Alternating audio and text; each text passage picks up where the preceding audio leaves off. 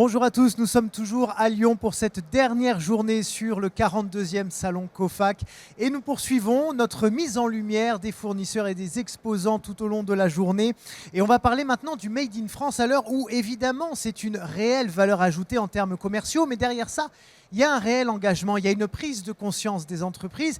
Il faut produire en France parce qu'il y a le soutien à l'économie locale, il y a des problématiques environnementales. Et on va prendre comme exemple aujourd'hui Stanley Black & Decker avec Pierrick Auboiron. Bonjour. Bonjour, Vous êtes enchanté. directeur commercial de la société Stanley Black & Decker, qui est donc un constructeur et distributeur de produits pour le bricolage et le jardinage. Vous pouvez nous en dire d'ailleurs peut-être quelques mots plus précisément? Oui, écoutez, c'est un groupe international qui est à la base américain, avec la marque Stanley notamment, Black & Decker, mais dans le groupe vous retrouvez des marques qui sont un peu plus françaises avec la marque Facom notamment. Donc il y a une multitude de marques qui sont présentes à travers le monde, que ce soit l'Europe ou les autres continents, donc DeWalt, Lennox, Stanley bien évidemment. Donc c'est un groupe qui a plus d'une centaine d'années d'existence. Pour la marque Stanley, c'est 175 ans d'existence. Pour la marque Black & Decker, c'est un petit peu moins, c'est un peu plus d'une centaine. C'est quand même assez impressionnant de se dire que fait. ces entreprises ont traversé comme ça les siècles, avec aussi de l'innovation qui accompagne les modes de vie. À l'heure actuelle, vous avez 3 sites de production en France que vous appelez des centres d'excellence. C'est beau comme dénomination, mais c'est exigeant aussi, parce qu'on vous attend au tournant avec un tel...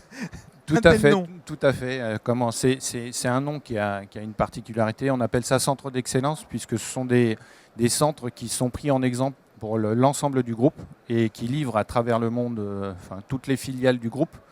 Donc elles se doivent de se développer, bien évidemment, d'innover, d'embaucher, de déposer des brevets. Donc on a vraiment des centres de compétences qui sont dédiés suivant les lignes de produits que ces sites sont amenés à fabriquer. Et donc, elles se doivent aussi d'exporter à travers le monde. Donc, ce sont de réels centres d'excellence. Est-ce que vous avez peut-être quelques chiffres à nous communiquer? Combien de postes ça représente, les quantités de production, etc. Je vais prendre un exemple assez concret avec l'usine de Besançon, qui est un site à la base qui hébergeait la marque Stanley, mais qui s'est développé sur plusieurs marques. Et je prendrai l'exemple de la mesure courte, le sciage, la pince et le niveau et le sciage, qui sont 6 lignes de production qui sont dédiées sur la partie Besançon. Et si on prend l'exemple du sillage, c'est plus de 2 millions de scies par an qui sortent de ce site-là et qui exportent à travers le monde. C'est également 2 millions de pinces par an qui sortent de ce site-là. On a aussi 90% des tournevis qui sont fabriqués en France dans ce site-là, sur les différentes marques que je vous ai citées précédemment. Et 100% de la production mondiale de scies Jet Cut, si on prend l'exemple de la marque Stanley. Est-ce qu'on peut peut-être lister 2-3 avantages, 2-3 inconvénients du Made in France? Parce que bien sûr, il faut le faire, bien sûr, c'est important, mais c'est exigeant en termes d'investissement, de production, de gestion au quotidien. Donc peut-être 2 avantages, 2 inconvénients? Alors, l'avantage, c'est la proximité pour le marché français, bien évidemment, mais aussi également pour le marché européen. Donc, ça nous évite des coûts de transport qui sont trop élevés et une proximité sur nos marchés.